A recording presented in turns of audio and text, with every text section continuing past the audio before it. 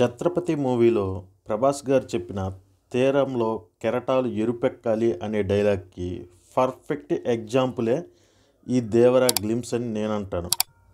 Devara glimpse చూశాక నాకు వచ్చిన ఫీలింగ్ ఇది అయితే, ఎన్టీఆర్ గారి నటన చూశాక నా పరిస్థితి ఇది.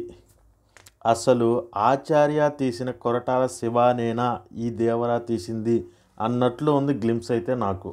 మనం ముందు మాట్లాడుకోవాల్సింది ఈ హాఫ్ మూన్ ఏదైతే ఉందో అది ఫుల్ మూన్గా అవుతున్న షాట్ గురించి. ఈ షాట్ ఎన్నిసార్లు చూసినా నా మైండ్లో నుంచి నిజంగా పోవట్లేదంటే నిజం. 4 బోట్లు సముద్రంలోకి వచ్చి దొంగతనాలు చేయాలని ప్రయత్నిస్తాయి. 2 బోట్లలో వాళ్ళు ఏదో దొంగతనం చేస్తారు.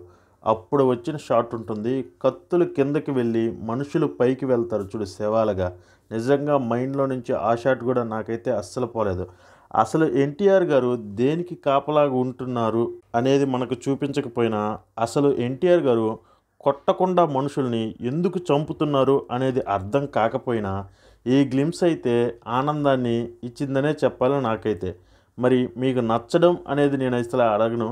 మీరు ఎన్నిసార్లు చూశారో కమెంట్ చేయండి. అలాగే వీడియో నచ్చితే please like, share and subscribe.